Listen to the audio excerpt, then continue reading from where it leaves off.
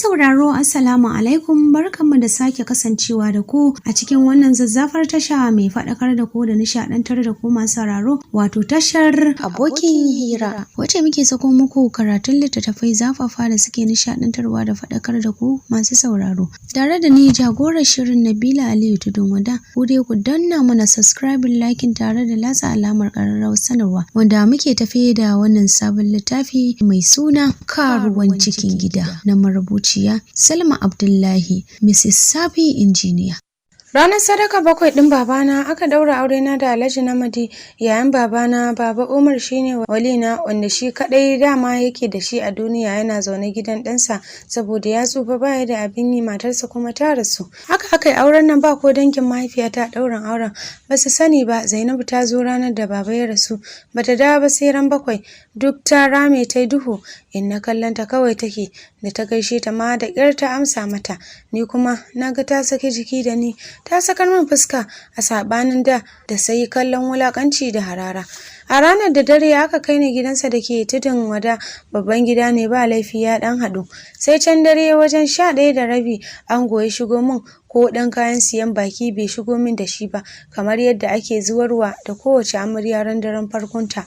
Na yi mamakinsa na da ya zamo jahili a fannin addini, domin ko 'yar sallar da ake yi bai ce na tashi mai fa balle hira mai daɗi a tsakaninmu ya afka min ya raba ni da budurci na ta ƙarfin tsiya, kuma ya tashi ya koma ɗakinsa babu rarrashi da ya ga ina kukan nan. Ai dole ne na koka. Mai sauraro, ku fa haska abin a ranku, akwai tausayi a cikin lamarin. To shi sangamin bai ji ba, ya tsallake ni ya nasa sashen. Da safe ya shigo min da biredi da shayi a flax, da rana kuma ya kawo min abinci a takawai, da dare kuma sai ga tuwon masara miyar kuka a wata ƙazamar langa, wai in ji matarsa. Na yi mamaki sosai da ya ce matarsa, domin mu ce mana ya a farkon fa matarsa ta rasu. Ashe kenan ƙarya ya san baɗa ma babanmu. Wannan ƙaryar da ya yi ita ta ƙara min tsanarsa a raina, mutuncinsa kuma ya zube a idona, don da alama akwai yaudara a harkarsa da munafurci. Da dare ya yi ma hakan ya daɗa afka min, babu tarairaya balle 'yan aiki na wasa. Haka ya jijji min ciwo, sai ni na yi bikin kaina da ruwan zafi. Sai da muka yi sati 2 haka ba fashi ba ɗagun ƙafa, in na ganshi hafar gaba nake. Sai da na shiga hutun sallah kana sannan na sami salama ya koma gun matarsa da kwana, amma sai na ji gidan tsit ne tsiro da ni. Sai dai kwanan tsoron da nake ya fi min kwana da wannan mugun, domin na san wata ran zan saba. Ya ajiye min kayan abinci, dama ina girki na garin tuwo ne na dawa, wai ya fi son ta sai shinkafa 'yar Hausa amma mai ɗan kyau Jamila. Ni kam hakan ya fi min daɗi da in ta cin Kasimu ɗanyen tuwon masaran matarsa, ko kuma zaman gaban inna. Gara a ce in share ɗaki na in zauna in yi biyayyar aure wanda nake yi don babana. Sai da ya sati a gidan matarsa sannan ya dawo min. Tsarin da ya yi wai kowace sati zai ringa mata. Ku ji fa banzan tsari, ba fa a wata uwar duniyar matarsa take ba, babu nisa tsakaninmu. Wannan zuwan na Alhaji ya tsorata ni sosai, domin da dare zai kwanciyar aure da ni, sai ya zo min akasin yadda yake zuwar min. Ta baya yake ƙoƙarin nema na, ni kuma na kiya. Muka sha damben tsiya da shi.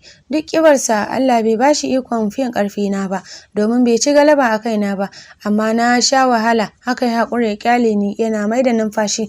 Haka kullum nake kwatar kaina da ƙyar da cizo da naushi da yaƙushe, har kwanakin da zai min ya ƙara gaba. Tabbas na san wannan hanyar ba mai ɓallewa ba ce. Na sha ji ana cewa babu kyau namiji ya nemi matarsa ta sunna ta baya, don haka sai na daura da mara yakar Alhaji. To koya matarsa take da shi, Allah masani, ina gefe ban sani ba, shi kuma dama bai haɗa mu ba. Ai kuwa a ranar da ya bar gidana na gudu gidan inna, dan ba zan iya ba, tunda na ga abin nasa da gaske ne.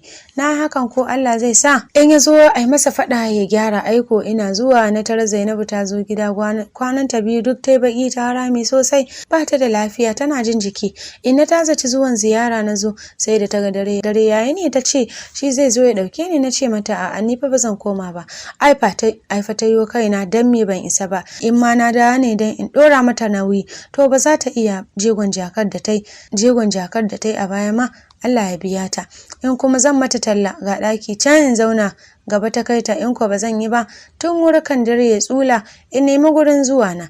ku ji fa dan ba ita ta haifin ba, shi yasa ba za ta tsaya jin ba ba balle ta sharan kukana. Ni dai ban ce mata komai ba, na shige ɗaki na da na bari akwai kuɗi a ƙuguna suna ringa batarwa. Dan kwana na 5 a gidan ba ta bani abinci in sun gidan Zainabu bata tafi ba sa son in ji abin da suke ciki sai kuskus suke kawai. Takaici na Alhaji bai biyo bayana ba, to sai na tunanin ko dan kwana na bai zagayo ba shi yasa bai san ina gidanmu ba, tunda shi ba shi da tsari mai kyau balle kulawa. A ranar da na kwana 6 sai ji ne sun dawo daga asibiti Zainabu tana kuka wai Munir ya cuce ta ya shafa mata alƙaƙai. Nan na ji inna tana kyararta ai da laifinta me yasa tun farko da ta san yana neman mata har cikin gida ke kawo mata mata bata taba faɗa mata ba, balle a kai shi gun malaman su na tsibbu ai aiki akan shi a hana shi sai da abu ya kwabe, to ta sani wannan alhaki ne da ta ɗauka ya dawo kanta. Ni dai ina daga ɗaki ina al'ajabin abin, ina kuma gode ma Allah da ba ni ya kaddaro wa auren Munir ba. Tabbas gaskiyar inna akwai haƙina a ciki da kuma nata, domin duk wanda ya wulakanta iyaye to wataran shine wulakantacce. Gashi nan ai za ta gani a ƙwaryar shanta. A ranar da na cika kwana 7 a gidanmu sai ga Alhaji Namadi da daddare wai ya zo ya ji dalilin shin me yasa na taho gida ba tare da ya sani ba.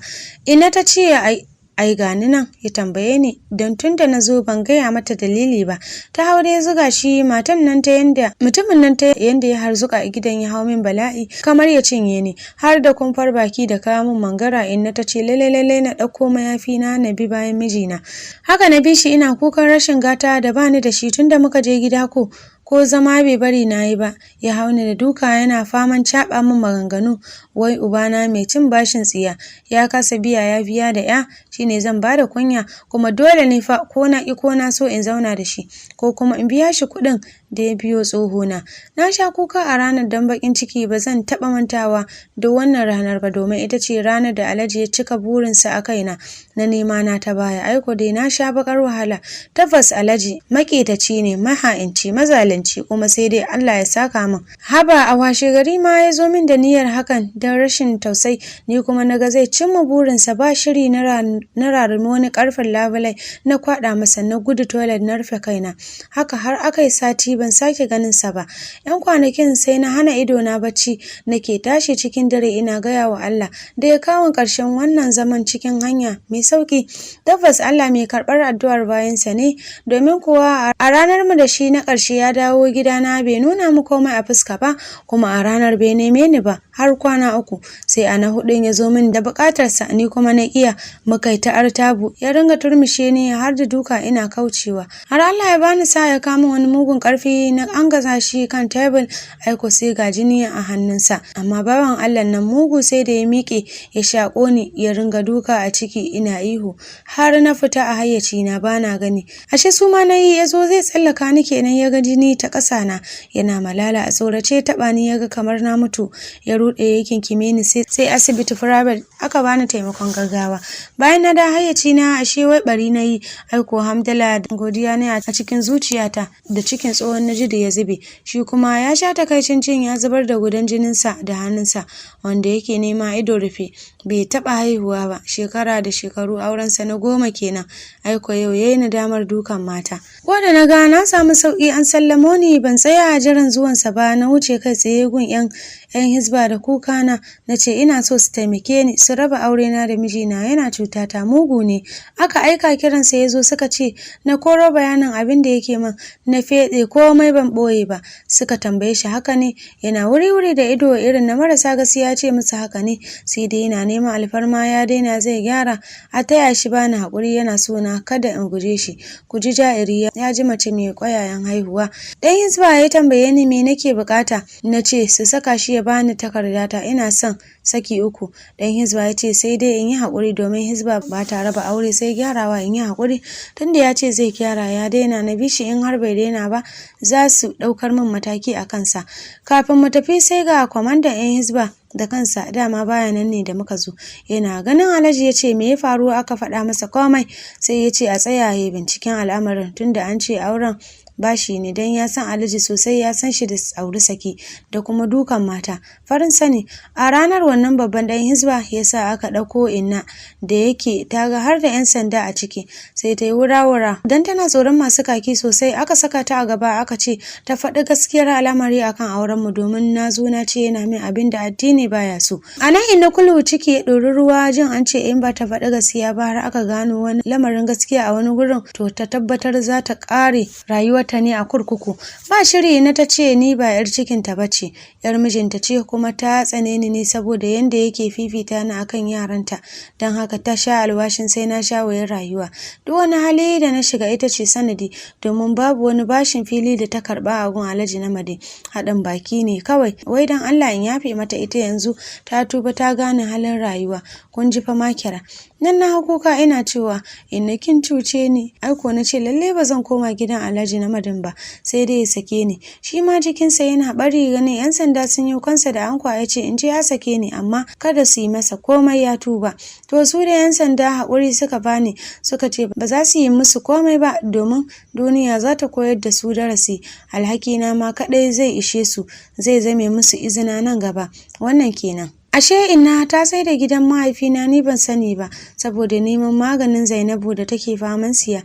Ashe har da ciwon sanyi take fama da shi, kuma wani zafin kan zafin ma Munir ya aiko mata da takardar saki har 3 gida. A ranar da na san da zancen sai da gidan namu ne, ina zaune a tsakar gida ina tsifar kaina, inna kuma ta wa Zainabu wankin kayanta. Allah sarki uwa, ku dubi dai abin da Zainabun ta yi mata a baya a lokacin tana gidan Munir, amma ta manta. Lalle tsakanin da da uwa sai Allah.